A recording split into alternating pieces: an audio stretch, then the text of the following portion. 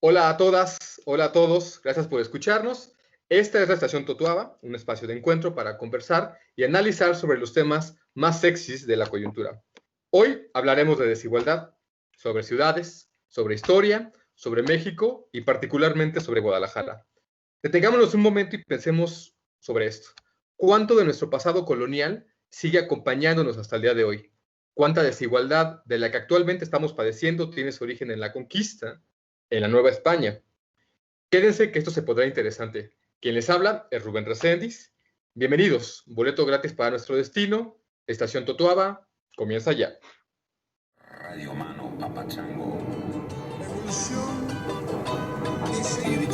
La polarización más grande es el ingreso. Hay diversas dimensiones. Yo lo que sugeriría no simplificarlo. Próxima estação Cantagalo. Desembarque pelo lado Yo siempre voy a defender la libertad.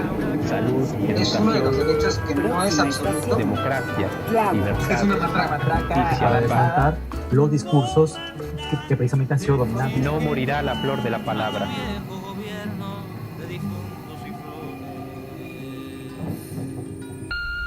Estación Totuaba.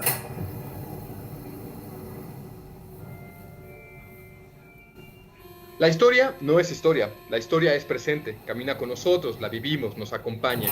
La existencia de la historia es tajante y no solo la vivimos en la piel, en la cara, sino que ahora incluso la construimos. Este es el caso de Guadalajara, la segunda área metropolitana más poblada de México, con poco más de 4 millones de habitantes, que vive una división muy marcada, el este y el oeste. La división no solo es geográfica, es económica, es social. El oeste metropolitano de Guadalajara contiene un ingreso alto en comparación con otras áreas urbanas colindantes, mientras que el este metropolitano se encuentra con población con menores oportunidades de desarrollo y de menor ingreso. Lo más interesante de esto es que esta división territorial es resultado de una segregación espacial que viene desde la fundación de la ciudad en tiempos coloniales, desde 1542. Después de un proceso caótico de conquista, la ciudad fue dividida entre la República de Indios y la República de Españoles, este y oeste. Cada república contaba con diferentes autoridades administrativas, diferentes derechos y diferentes obligaciones. Los 300 años que duró la colonia española en nuestras tierras aún palpita. El pasado no existe, no es pasado, es nuestro presente. Para hablar de este tema, hoy tenemos como invitado a Billy, economista, colega del CIDE, amigo tapatío, para conversar sobre este tema que se trata nada más y nada menos que de su tesis de maestría, que se llama Al otro lado del río, la persistencia colonial de la segregación étnico-espacial sobre el desarrollo económico y cultural. Billy, muchas gracias por estar en la Estación Totuaba. Bienvenido. Muchas gracias, Rubén. Gracias por la invitación. Un honor estar aquí con ustedes. Y también nos acompaña el panel Totuabo, Julio César Bautista, Tony Guzmán, César Gómez, Rafa Ponce, todos amigos y colegas del CIDO. Gusto estar de vuelta, señores. A ver, comencemos. Billy, tu tesis muy interesante, la verdad. No es un gran secreto que México es un país desigual y generalmente cuando el tema de la desigualdad emerge, no pocas veces he escuchado a la gente que dice que la desigualdad, en cualquiera de sus expresiones, es natural, ¿no? Porque hay gente líder, gente con habilidad, valentía, arrojo, decisión y ganas. Y hay gente que no cuenta con esas cualidades y por lo tanto desde ese momento tenemos una distinción intrínseca en la humanidad. Y eso se refleja en todos lados, en el ingreso, en el éxito, en las ciudades. Y tu tesis dice, no, un momento, la desigualdad tiene componentes históricos ineludibles que vivimos hoy en México, ¿no? Hasta el día de hoy. Y expones el caso de Guadalajara. Platícanos un poco sobre esto, Billy. ¿Cómo está el tema? Platícanos, porfa. Sí, mira, bueno, la verdad diste una muy buena introducción de más o menos de cómo es Guadalajara. Y es interesante porque muchas veces cuando queremos hablar de desigualdad, siempre estamos en México, siempre hablamos a nivel México, ¿no? Entre estados, muy pocas veces nos ponemos a ver detenidamente como a nivel más micro, más detallado, pues otros ejemplos de desigualdad, por ejemplo, en ciudades. Y vuelvo a esto de Guadalajara porque mucho se ha estudiado de cómo Guadalajara es una ciudad súper segregada, ¿no? En comparación de otras ciudades de América Latina, pero incluso en comparación de mismas ciudades mexicanas, ¿no? Sociólogos, que son los que en realidad han estudiado más de esto, pues siempre han dicho que Guadalajara es este outlier en las ciudades donde esta segregación está, como dijiste tú, oriente-poniente. Y los que somos tapatíos hemos conocido esta división desde que tenemos conciencia, ¿no? A Guadalajara se le divide en dos Guadalajaras. La Guadalajara del Poniente, que es la del Guadalajara para acá, y Guadalajara del Oriente, que es la Guadalajara que está más allá de la calzada de Independencia, que es esta avenida que divide entre Poniente y Oriente, ¿no? Entonces, pues a mí, digo, era un tema interesante, yo soy tapatío, siempre he estado eso en el ADN, y quería ver, pues, de dónde venía, ¿no? De dónde se originaba. Y está la narrativa popular de que esta división se da desde la fundación de la ciudad. Y si tú platicas con tus abuelos, con tus abuelas, con familiares, ellos dicen, no, es que cuando Guadalajara se fundó, perdón, los indígenas empezaron a habitar del lado oriente de la ciudad, que era entonces dividida por el río San Juan de Dios, que después se entubó y fue la calzada de Independencia, y entonces, como ellos estuvieron desde la fundación en el lado oriente, pues hubo menor desarrollo. Eso explica que haya dos ciudades, ¿no? Una más desarrollada y otra menos desarrollada. Y bueno, a mí me interesa esto porque, bueno, la literatura de economía que a mí me interesa, bueno, podemos platicar más adelante, es justamente si las instituciones históricas sí tienen un efecto en moldear condiciones estructurales de desarrollo económico y o de preferencias y creencias de las personas, lo que en economía llamamos de manera muy general cultura. Y entonces, pues dado esto, pues yo dije, bueno, Guadalajara es un gran experimento natural, pues, para analizar este tipo de preguntas, ¿no?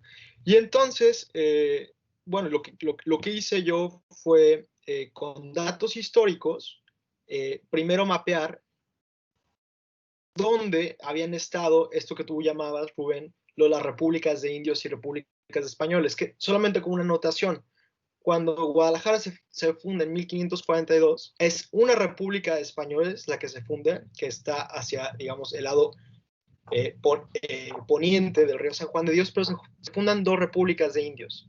Una que es el barrio de Mexicalcingo, que se funda básicamente por guerreros tlaxcaltecas y mexicas que venían acompañando a los conquistadores españoles, y esa se funda justo debajo de la república de españoles, y se funda la otra república, que es la República de Analco, que en náhuatl significa al otro lado del río, justamente. Esta otra república, a diferencia de Mexicalcingo, donde vivían, digamos, indígenas que podrían tener un poco más de estatus social, dado el hecho que están acompañando a los conquistadores en sus misiones, esta otra república de Analco estaba formada por indígenas que pertenecían a la región de Guadalajara, pero estaba coordinada por los franciscanos, quienes pusieron un convento al otro lado del río, al otro lado de San Juan de Dios, y congregaron ahí a indígenas de diferentes partes de la región. Entonces, en 1542, como se ve la ciudad, son, digamos, estos tres pueblos o estos tres barrios grandes. La República de Españoles y las dos repúblicas de indios. Yo lo que hago es, con datos de un censo que rescata el historiador Rodney Anderson, de 1821 y 1822, que es, como nota, pues al final de la colonia, cuando de hecho ya está acabándose el proceso de independencia colonial, son los datos, digamos, que me permiten ver a nivel intraciudad cómo era más o menos la demografía en cada uno de los barrios, ¿no? Entonces, estos censos, por ejemplo, tenían información a nivel individual sobre, pues, el nombre, el sexo, la edad, y algunos tenían sobre la etnicidad, la ocupación y el estatus social que tenían cada persona, ¿no? Lo que sucede es que estos censos son levantados por las autoridades cuartelarias de la época, que era una especie de administración un poco más pequeña, más amplia que un barrio, más pequeña que la ciudad, y entonces cada cuartel empieza a recoger esta información. Yo lo que hago es, con esa información puedo construir índices, por ejemplo, de qué tan diversos eran étnicamente estos cuarteles. Y lo que encuentro es que estos cuarteles, por ejemplo, que estaban en una antigua república de indios, ya sea Mexicalcingonalco, son, por ejemplo, más diversos étnicamente. ¿Esto qué quiere decir? Que, por ejemplo, vivían españoles de bajo estatus social, es decir, españoles pobres, pues no eran la élite ni los mercaderes de la época, ni guerreros, ni nada, simplemente eran españoles que no tenían dinero y vivían en esos barrios, pero también vivían indígenas, vivían mulatos, castizos, mestizos y otras castas del sistema de castas colonial que entonces imperaba, ¿no? Entonces lo que me está diciendo es que desde entonces, o sea, la última fotografía que tenemos de la época colonial es que estos barrios ya eran socialmente segregados, ¿no? Vivían, vamos a ponerlo en términos muy, muy feos, era la chusma de la época colonial de Guadalajara y ahí se concentraban. Esto, por ejemplo, también lo puedo confirmar porque analizando estos mismos datos, estas personas tenían trabajos de menor especialización, ¿no? Claro. Casi todos eran mineros o artesanos. Perdóname de interrumpirte, y digamos que esta chusma, como tú comentas, esta historia que inicia de la colonia, la venimos arrastrando hasta el día de hoy, ¿no? Sí es. Entonces, justamente después de esta fotografía que tengo al final de la etapa colonial, yo lo que hago es con datos actual, bueno, del censo 2010 del INEGI, veo más o menos el nivel de desarrollo que tienen cuadras o AGEPs en el actual municipio de Guadalajara. Yo lo que encuentro es que, de nuevo, primero el estatus de indios afectaba, digamos, la demografía o la composición de los barrios al final de la colonia. Esta composición de los barrios de la colonia afecta el desarrollo actual de la ciudad. Entonces, por ejemplo, los barrios que eran más étnicamente diversos de la colonia, actualmente tienen menores niveles de desarrollo. Por ejemplo, tienen al menos esta diversidad étnica de la colonia explica que estos lugares actualmente tengan al menos un año menos en promedio de educación que las partes más ricas de la ciudad, donde antes era una república de españoles, ¿no? Tremendo. Y esto lo que encuentro, estas diferencias, pues no se dan así como en dos fotografías de la nada, ¿no? Sino que existe como todo un proceso donde hubo una menor provisión de bienes públicos del lado oriente de la ciudad, que entonces explica que el lado oriente sea más pobre que el lado poniente. Ok. Julio César, ¿cómo estás viendo tú el tema? Fíjate que la primera cita de la tesis del documento dice: la historia constituye un fuerte determinante del desarrollo económico contemporáneo. Fuerte, ¿no? Muy determinante, Julio César. ¿Cómo ves? Gracias, Rubén. Bueno, primero agradecer a Billy por estar con nosotros en Estación Totoaba y compartir esta investigación tan interesante. Me parece que está súper interesante tratar de interpretar y relacionar cómo el pasado histórico se relaciona con el presente, pero más allá de eso, me parece que la importancia de este tipo de análisis nos ayuda a comprender o a desafiar las evaluaciones que se hacen en el momento actual. ¿A qué me refiero?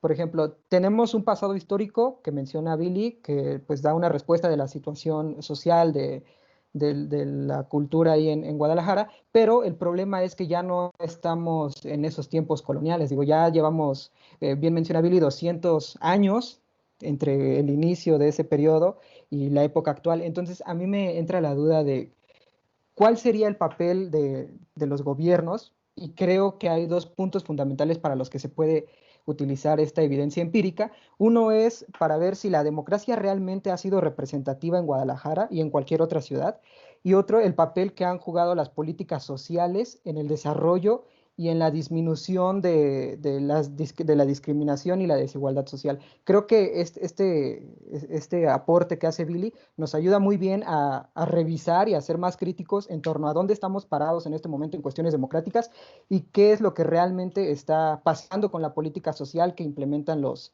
gobiernos locales, por ejemplo. Ya para pasar la voz a otro compañero, solo como un dato quisiera mencionar que el Coneval, en su análisis de 2018, explica que hay más de 8,000 políticas y programas sociales en el país operando, de los cuales 6,000, alrededor de 6,000, están en el ámbito de los municipios. Entonces, creo que es una fuente interesante para analizar qué está pasando con estos diversos programas que están operando al mismo tiempo y si realmente tienen o no eficacia en su propósito. De acuerdo. Tony, tu tierra, te estamos tocando fibras sensibles. ¿Qué dirías, Tony? Sí, hombre, oye, Billy, qué bueno que vienes para acá, un paisano, porque luego estos pelados me hacen un montón, pues son de capitalinos todos, y luego me hacen un montón, qué bueno que vienes. Y sí, No, Tony, yo soy del Julio no Estado está de tan- México, no lo olvides, no lo olvides, no Yo lo de olvides. Acapulco, yo de Acapulco. son iguales todos, Tierra y Julio, fuego. no es lo mismo. Oye, Billy, la verdad es que está buenísimo el documento. Cuando lo veía, me recordaba, y precisamente fuera del aire comentaba con Billy al documento de Max Jaramillo, que también Billy toma en su tesis, de la calzada para allá, y habla de las fronteras materiales y simbólicas. Y creo que los dos documentos, tanto el de Max como el tuyo, se complementan. La verdad es que están buenísimos. Y hay algo que me gustaría agregar acerca de esta división de la calzada de Independencia. Para quien no conozca Guadalajara, es una avenida que va a lo largo de sur a norte, un poquito inclinada hacia el costado derecho, pero hace una división muy particular. Y se ven como los rasgos materiales y culturales que nos comenta Billy, además hay unas representaciones en el imaginario colectivo. Es decir, esta estructura económica y social que conlleva a seguir perpetuando la desigualdad, incluso aunque se niegue por los mismos habitantes de la ciudad. Es decir, de hecho es una cosa muy interesante que explora Max en su documento, cómo toma algunas, creo que son entrevistas semiestructuradas, y le pregunta a las personas, y las personas mismas te contestan, ¿no? No, lo que pasa es que de la calzada para allá existe esto, de la calzada para acá existe esto. Es decir, ya está demasiado marcado en el imaginario, y eso se puede ver reflejado en las políticas sociales que bien decía Julio. Por ejemplo, Billy, ¿sabes qué? Yo siempre he tenido ganas de hacer, y nunca lo he hecho, y me lo llevo siempre de tarea, es la respuesta que tienen los gobiernos locales en políticas públicas, particularmente en infraestructura, por ejemplo. Yo veía, y no sé si te pasó, Billy, cuando tú estás del otro lado de la calzada, en la zona más opulente, cuando hay alguna falla en algún servicio público, por ejemplo, en luminarias, en bacheo, etcétera, la capacidad de respuesta del gobierno es demasiado rápida. Y cuando estás del otro lado es demasiado lenta. Yo siempre he querido analizar los tiempos de respuesta en este imaginario del mismo gobierno. Fíjese lo grave que es, que la política pública dependa si estás de la calzada. Obviamente los que hacen la política pública o los administradores no dicen, está de la calzada para allá, entonces no le echo tantas ganas. Pero sí hay una diferencia abismal en los tiempos de respuesta. Y es muy claro, no solo en el imaginario de la sociedad, sino también en el gobierno. Y vi la verdad es que está buenísima tu tesis, y gracias por estar acá. Pues, Billy, varios temas en la mesa, ¿no? El imaginario colectivo que habla Tony, y luego la política social y gobiernos municipales que también retoma Julio César. ¿Cómo ves, Billy? Muy buenos comentarios y aportaciones, puntos que yo estaba dejando de lado. Muchas gracias a los dos. La primera parte que decía Julio César, yo creo que es bien importante, como qué papel tienen los gobiernos, ¿no? Y aquí específicamente qué papel tienen los gobiernos locales es súper, súper, súper importante. Por ejemplo, en términos de política social, yo lo que encontraba es que, por ejemplo, estos lugares del lado oriente, que sabemos que son más pobres por esta herencia histórica, colonial, pues bueno, de hecho tienen más escuelas, o sea, tienen más escuelas digamos, por per cápita, ¿no? Si lo quieres poner por barrios. Lo que sucede es que esas escuelas, aunque sean más en número, están sobrepobladas, es decir, si haces como un ratio del número de alumnos que existen por salón o por profesor, están rebasadas. Entonces, pues hace sentido que en espacios donde la capacidad educativa, en este caso específico, esté pues arrasada, ¿no? O sea, no hay suficiente capacidad, pues que estas personas puedan o desertar de la educación o cambiar, etcétera, ¿no? Simplemente no tienen una educación de calidad como las personas que viven del lado poniente, ¿no? Entonces, yo creo que aquí hay un amplio papel y espacio para los gobiernos locales para hacer acciones de política social que puedan tener impactos en la mejora del desarrollo. Bien puede ser en educación, bien puede ser en términos de salud y de infraestructura. Ahorita lo conecto con el otro tema que decía Antonio.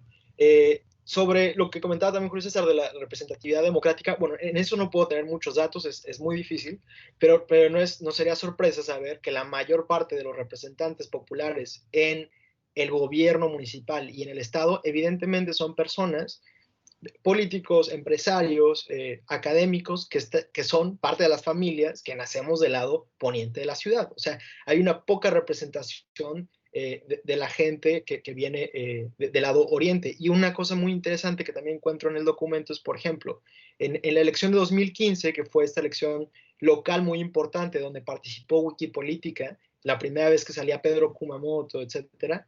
Bueno, esa elección, en la de 2015, solamente fue en Zapopan, ¿no? Muy bien. Pero en la de 2018, cuando ya va, digamos, para el Senado, donde sí necesita todo el voto de la ciudad, de toda la parte urbana, pues donde tenía muchísimos menos votos era en el oriente. ¿Por qué? Porque por más que, por ejemplo, yo pueda comulgar o no con algunas de las propuestas de Wikipolítica, no representa a los intereses del oriente de la ciudad. ¿Por qué? Porque son cosas diferentes, ¿no? Les criticaban que eran gente del ITESO que pensaba para el ITESO. Pues sí, porque pues no tenemos idea de cómo se vive el oriente y no hay gente que lo represente. Eso es una. Luego, volviendo con estas representaciones colectivas y de infraestructura, pues sí, totalmente, como decía Antonio. O sea, uno se acostumbra y ves, por ejemplo, hay un episodio de la extinta Maroma Estelar donde Hernán Gómez entrevistaba en un antro a la gente de Guadalajara y les decía, claro. ¿Alguna vez has ido a otro lado de Calzada? No, ni conozco, es que, o sea, parece que es totalmente ajeno, ¿no? Entonces, deja tú, la mayor parte no tiene ni idea que haya baches allá, no tiene ni idea que haya ciudad allá, no te podría nombrar las primeras 5 calles, lo que tú quieras. Entonces, eso es un tema en términos de representatividad. Todo lo que se conoce de Guadalajara, Tequila, Fiesta, La Minerva, todo eso es del lado poniente. ¿Por qué? Porque sistemáticamente la infraestructura o donde se ha concentrado la inversión en infraestructura o cuidado de la ciudad está del lado poniente. Ahora, volviendo con esta parte de que en el oriente un bache puede tardar años y puede quedarse ahí, es cierto, y mucho tiene que ver esto también con la satisfacción de las personas con el gobierno. Otra parte de la tesis que también analizo es cómo, por ejemplo, las personas que viven del lado oriente justamente tienen menor satisfacción con los servicios de gobierno y creen menos en el gobierno. Y esto es súper importante porque al final, si el gobierno tiene que ser el que entrega estos bienes públicos para que las personas mejoren su calidad de vida, pero ellas no confían en los servicios que este gobierno puede presentar, pues hay un problema súper fuerte de que se pierde un vínculo institucional, claro, y de gobierno ciudadano, ¿no? Totalmente. César, ¿cómo estás viendo? Dice Billy que hay 2 Guadalajaras. Quizá no solamente hay 2 Guadalajaras, quizá hay 3, hay 4, e incluso a nivel nacional no hay un México, hay 2, hay 3 Méxicos que nunca se encuentran, y cuando se encuentran se reclaman, pareciera, ¿no? César, ¿cómo estás viendo el tema tú? Sí, muchas gracias. Y primeramente, Luis, me sumo al agradecimiento de todos mis compañeros por aceptar la invitación. La verdad es que es una tesis muy bonita, muy fácil de leer y pone a discusión muchos puntos relevantes para entender una de las variables o varias de las variables que explican la desigualdad. Y creo que la pregunta central para los administradores públicos o los que se encargan de generar políticas públicas no es cuánta inequidad existe, esto ya me parece que es claro, sino el grado en que estamos actuando en consecuencia para erradicarlas. Y me parece que la evidencia que tú presentas ayuda a entender cómo y por qué las inequidades estructurales, digamos, ocurren y diseñar políticas públicas enfocadas a, digamos, a salir de este bache, ¿no? Entendiendo ya, como lo mencionas, que no son distribuidas aleatoriamente, sino que siguen patrones predecibles basados en contextos históricos específicos que les preceden. Y yo cuando leía la tesis, no pude, yo me quise detener un poco en la parte de las instituciones porque no pude evitar, o más bien, no pude evitar hacer las comparaciones de esta otro análisis que generan quizás en el aspecto macro, Acemoglu y Robinson, sobre por qué las naciones fallan, en donde establecen, bueno, un ejemplo de los que ponen es que está esta ciudad de Nogales, que está dividida simplemente por una barda, ¿no? Pero al final se explica que, bueno, es una ciudad, contextos muy similares, pero estás viendo que del lado de México hay mucha desigualdad, pobreza, las condiciones son, digamos, mucho peores que las que están en el lado de Estados Unidos, donde verdaderamente tienen, digamos, mecanismos para generar riqueza, instituciones sólidas, etcétera, ¿no? Lo que hacen esos autores es explicar que esta desigualdad entre las dos zonas de la barda se debe a las instituciones, unas extractivas, otras inclusivas, ¿no? Y tú logras conectar muy bien, me parece, llevar este aspecto macro hacia lo micro, ¿no? Hacia la parte de lo local, donde no solo estamos viendo que en un país con instituciones meramente extractivas, pues también pueden generar desigualdades donde una parte del río pues tiene, digamos, esta posibilidad de desarrollo muy óptima, y otra parte del río, que son las partes donde estaban las repúblicas de los indios, donde no, ¿no? Nuevamente regresar a la parte de las condiciones estructurales. La evidencia histórica ayuda a entender el por qué la desigualdad. Aquí yo quiero contradecir un poco a Rubén. La primera cita no es la que dijo de Julio César, la primera cita justo es a otro maestro, el de Jorge Drexler, que habla sobre el otro lado del río, tu canción, ¿no? Yo creo que no todo está perdido. Y no todo está perdido porque justo yo me detenía un poco en las conclusiones donde tú hablabas de estas políticas públicas que deben enfocarse a generar, o programas sociales progresivos. ¿A quién tenemos que enfocar impuestos? ¿A quién tenemos que, digamos, de dónde tiene que venir recaudación para ayudar a que estas otras personas que están al otro lado del río quizás no se vean tan rezagadas, ¿no? Que no solo aplica para el contexto de Guadalajara, digo, hay puede haber muchísimos más ejemplos en todo México. Entonces, son estas dos cuestiones, la parte de las instituciones, la parte de las políticas públicas, políticas sociales progresivas, ¿no? Donde yo me detendría. Bien. Rafa, 2 Méxicos, 2 Guadalajaras, hay 2 Guerreros, también quiero pensar, tú que no eres de la capital, ¿cuántas ciudades tan cercanas y tan lejanas al mismo tiempo? Definitivamente, y bueno, esto es sobre la desigualdad. Y tu tesis, Billy, muestra cómo mayor desigualdad ha frenado totalmente el desarrollo económico y cómo seguimos lidiando no con un pasado, sino un presente postcolonial con el cual no sabemos ni cómo pensarlo casi, ¿no? Y además de todo, estos efectos son bastante materiales. Uno piensa en cuestiones de problemas de la cultura, la discriminación, pero sus efectos son bien visibles y bien materiales. Y uno se puede preguntar también cómo es que estas instituciones que han como mantenido o reproducido esta desigualdad han sobrevivido por tanto tiempo y han sobrevivido a 2 insurrecciones. Pensamos la independencia y luego la Revolución Mexicana, que se buscaba de hecho romper con todas estas instituciones que reproducían las desigualdades de la colonia. ¿Cómo es que esto se ha mantenido a lo largo de los años? Es la verdad sorprendente. Y César mencionaba el trabajo de los administradores y de los que hacen política pública, pero acá creo que es más allá de su alcance, tal vez. Aquí hay que ver el ciudadano y la política, qué está haciendo y qué está permitiendo que esto continúe así a lo largo de los años. Entonces me preguntaba cómo, y tu tesis tocaba un poco esos puntos de la reproducción de esas desigualdades, y creo que sería también interesante desarrollar esos puntos de por qué seguimos en esa situación.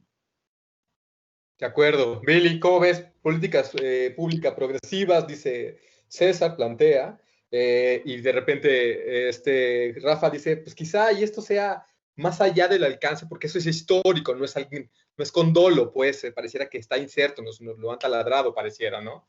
¿Cómo ves, Billy? Sí, muy buenos puntos también, y creo que igual los puedo más o menos conectar, vamos a ver qué tal sale. Sobre lo que decía César, sí, a mí justamente lo que me gustaba primero de esta parte de la literatura, ¿no? Pues la primera literatura que empezó a lidiar como con este rollo de instituciones históricas y su efecto en la economía, pues son estos Acemoglu, Johnson y Robinson, ¿no? Algo que a mí me parece muy interesante, que de hecho critica un profe del CIDE, Mauricio Tenorio Trillo, es que lo malo de esta literatura es que trata a Estados Unidos y América Latina, de lo que está abajo del río Bravo hacia abajo, todo igual. Entonces, pues sí, bueno, el ejemplo de Nogales, en la frontera pues es muy evidente, ¿no? Es muy salient pues, el cambio en desarrollo, pero hay poca literatura que se meta a ver así como de manera muy microscópica y tratar de desengranar cómo es dentro de las ciudades, ¿no? Entonces en ese sentido yo creo que sí es muy importante que haya más literatura que intente ver esto. Sobre lo que decías de instituciones extractivas e inclusivas, ahí yo también tengo mis dudas, y también los historiadores ahí me podrán corregir con mayor precisión.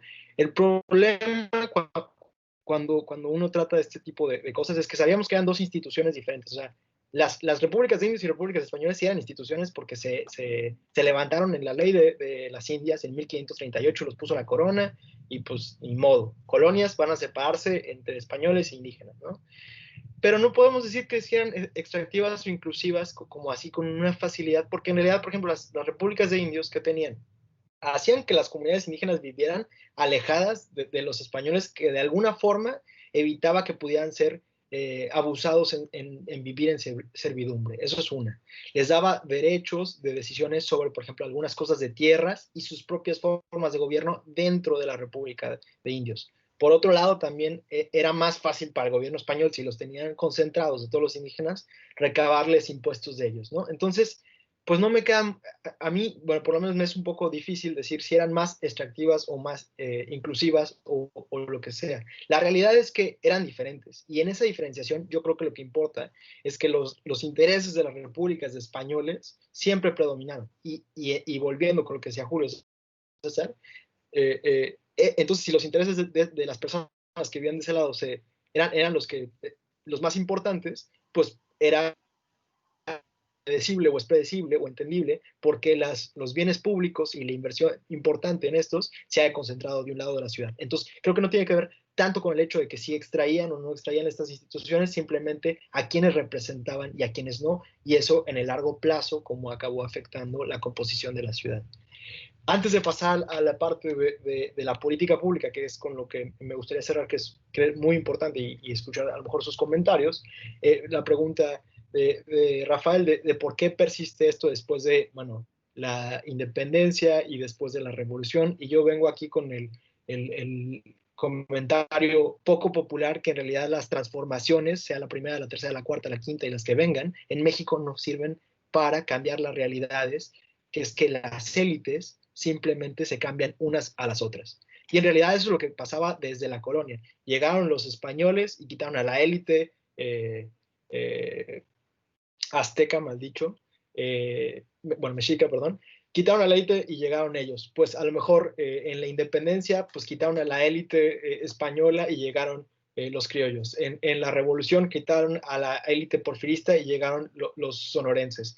Entonces, al final, realmente no ha cambiado que las élites solamente se cambian entre ellos, pero no acaban representando y no acaban dando los bienes públicos que necesita la mayoría, ¿no? Ahora sí que el pueblo. Y en ese sentido, pues yo creo que, por ejemplo, en Guadalajara también es algo muy interesante. Guadalajara siempre, o desde que empezó, digamos, la apertura democrática, pues ha sido gobernada por todos los colores políticos, por diferentes tipos de gobiernos, y en realidad tampoco ha cambiado esa persistencia, esa dinámica, ¿no? Y otra vez, pues tiene que ver que pues, no se tocan a las élites, y en este caso la política pública o las políticas públicas que se tenían que hacer tiene que tocar a las élites. Nombro dos que yo creo que son muy importantes. Una, a nivel municipal, es el predial. Si los gobiernos municipales tuvieran la capacidad de tener un catastro realizado donde pudieran realmente saber el valor de las casas y cobrar ese predial, lo que haces es, en términos progresivos, le quitas o redistribuyes a quien más tiene y lo pones en bienes públicos, en infraestructura, en la parte de la ciudad que menos tiene. Esa es una. Y a nivel estatal, en tenencia, Jalisco renunció, evidentemente, somos una ciudad, Guadalajara, súper cochista, con una mentalidad que apenas está cambiando poco a poco, afortunadamente, pero igual le tomas, redistribuyes de los que más ingresos tienen, porque tienen un auto más caro, y se lo pones en obras públicas que van a beneficiar en infraestructura pública, ya sea, camiones, calles, ciclovías, lo que tú quieras, alumbrado público, a la parte de oriente de la ciudad que no tiene todo eso. Entonces, yo creo que sí hay un amplio espacio para que tanto gobierno municipal como estatal pare o intente quitar esta deuda histórica que está con el oriente de la ciudad, y no sabemos, bueno, pues sí, la historia importa, sí explica esto, pero no tendría por qué ser determinístico de aquí a que llegue la siguiente pandemia y quién sabe qué pase, ¿no? Sino que sí hay mucho espacio para hacer cosas, pero la realidad es que para que pase eso, vamos a tener que, las élites tapatías, quitarnos algunos privilegios y empezárselos a redistribuir al oriente de la ciudad. Claro, Julio César, deudas históricas saldadas a través de política pública progresiva. ¿Cómo ves? Híjole, pues yo creo que ahí ya hay un problema mayúsculo, porque estamos platicando con Billy y nos comenta que han pasado partidos de todos los colores posibles y la cosa sigue igual. Entonces retomo esta idea inicial que me parece que es lo que se puede impulsar con el estudio que hace Billy. ¿Qué tanta representatividad hay, no? ¿Y qué tan fácil es acceder a esa representatividad? Si estábamos platicando que los grupos políticos, pues digamos, tradicionales responden a una lógica, pues, de poniente del río para allá. ¿Qué pasa con este grupo que del lado oriente, el lado marginado, que quisiera participar en la política, pero que no puede? Digamos, tenemos la figura de las candidaturas independientes, pero realmente, ¿qué tan fácil es armar una plataforma y una estructura en tierra que realmente pueda incidir en la política pública, las tomas de decisiones ya del gobierno local, ¿no?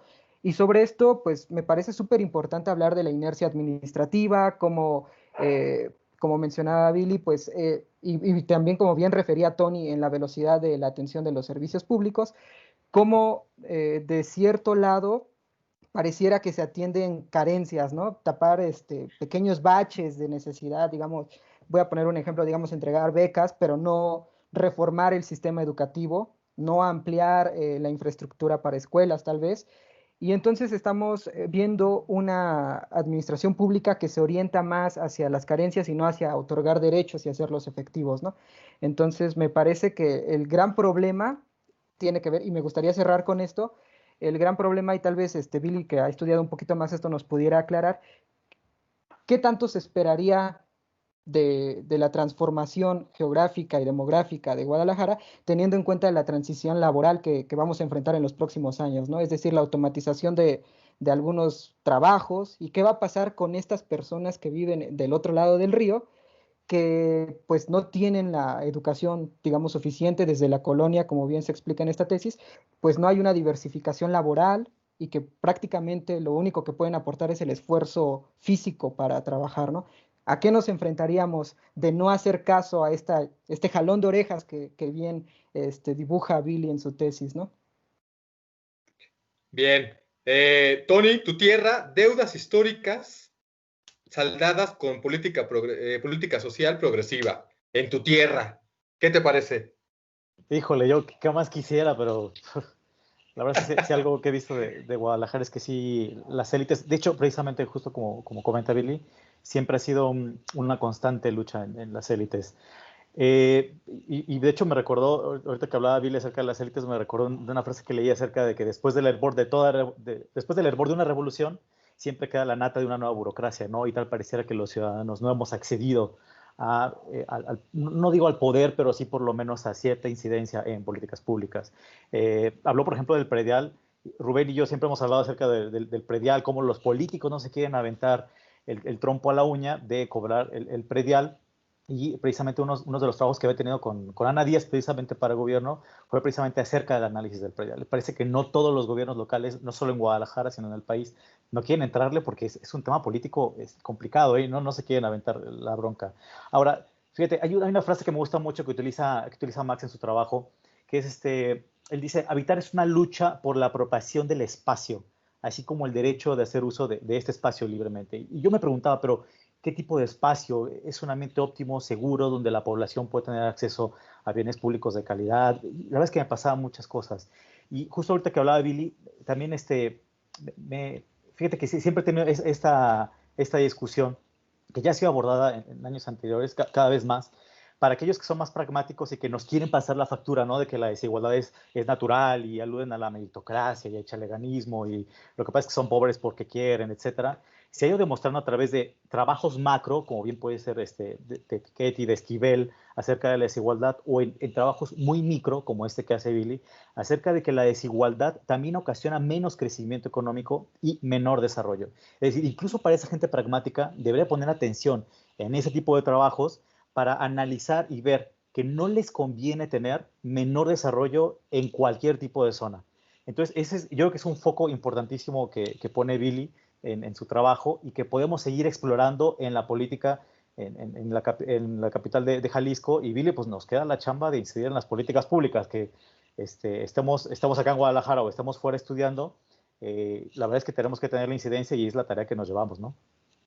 Justo sobre la incidencia en las políticas públicas, ahorita que estamos pensando lo que hay que hacer, ya se comentó que las transformaciones anteriores, como hemos catalogado, no fueron reales transformaciones. No solo se cambió la élite a otra élite, tal vez, pero no hubo una transformación social, digamos, contundente, ¿no? Entonces, aquí me recuerda a un concepto, de hecho, Billy, que tú usas, que es el de la fraccionalización étnica. Que, de hecho, tú dices, esa fraccionalización étnica ha contribuido a que la desigualdad permanezca y ha bloqueado el desarrollo económico.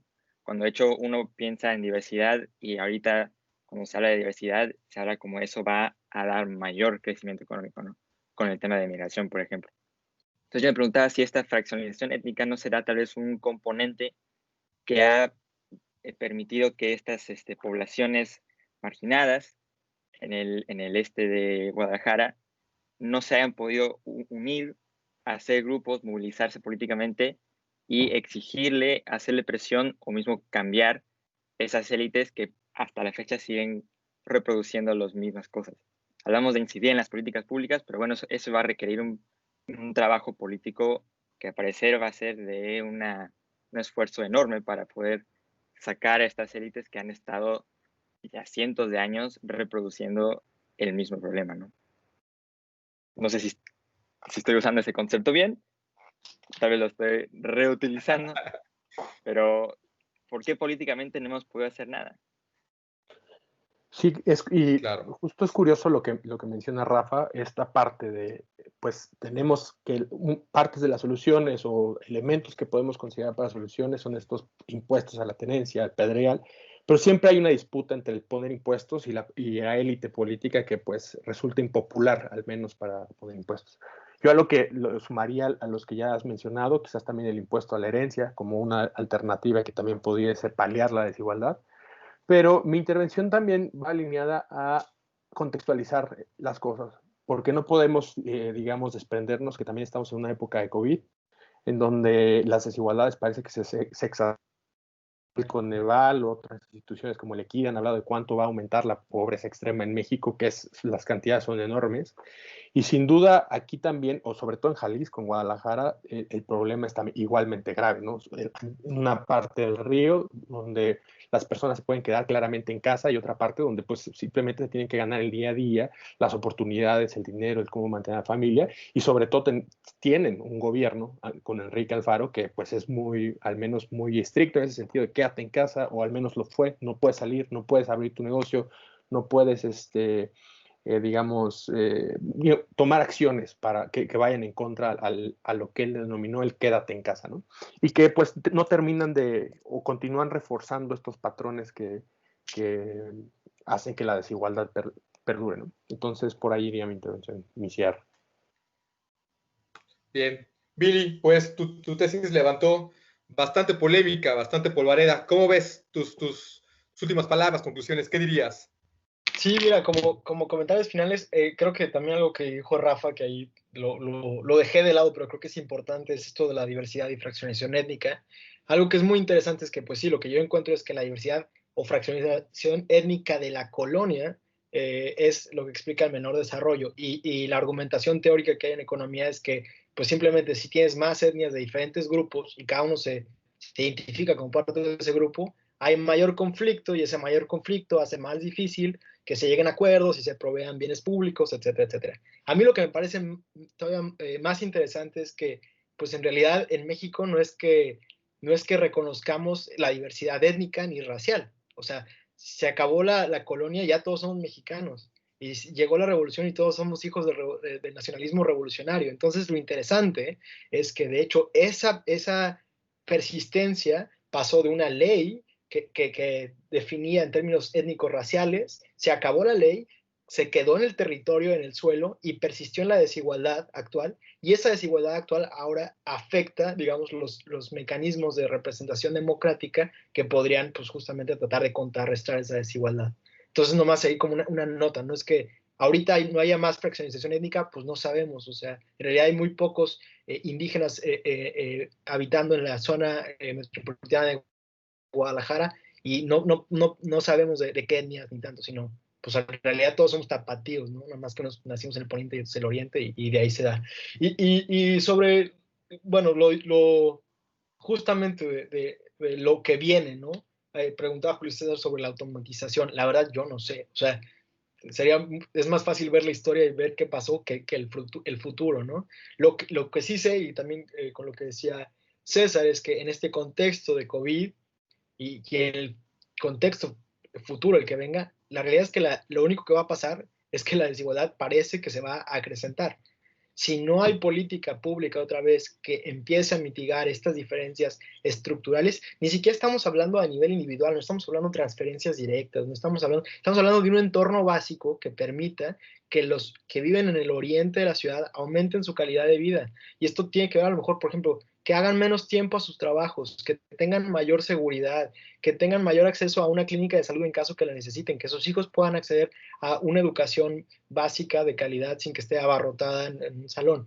Entonces, pues, otra vez, si no hay estas políticas que intenten igualar estas diferencias entre Poniente y Oriente, pues cuando venga la automatización, ya veremos al final con los resultados que haya después del COVID, pero lo único que va a pasar es que estas diferencias se van a hacer más grandes y más grandes. Y finalizo con lo que decía Toño, lo del predial es sumamente difícil. Evidentemente, yo lo digo desde acá, desde académico, lo que se tendría que hacer es esto. En términos de economía política es sumamente complicado, lo sé, pero yo creo que la invitación es presionar a que se haga. Es decir, mucho se habla de desigualdad, nosotros estamos con los que menos tienen, o mira, nosotros somos diferentes, lo que sea. Ah, sí, bueno, cobra impuestos, o sea, cobra predial, cobra tenencia.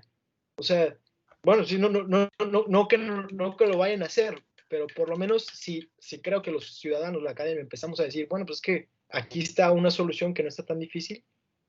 Esperemos que esa presión pueda lograr y que mágicamente esa mayor recaudación sí pueda pasar a una mayor redistribución. Hay más cosas ahí, la caja negra, la corrupción, los intereses políticos, lo que sea, pero por lo menos decir, bueno, aquí está el instrumento fiscal a nivel local que tienes para poder hacer frente a estas desigualdades más locales.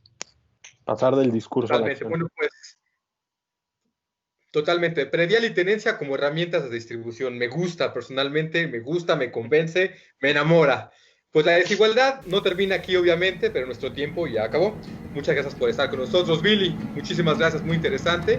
Y gracias a quienes nos escucharon. Nos vemos en la próxima Estación Totoaba. Hasta la próxima. Prepare su descenso.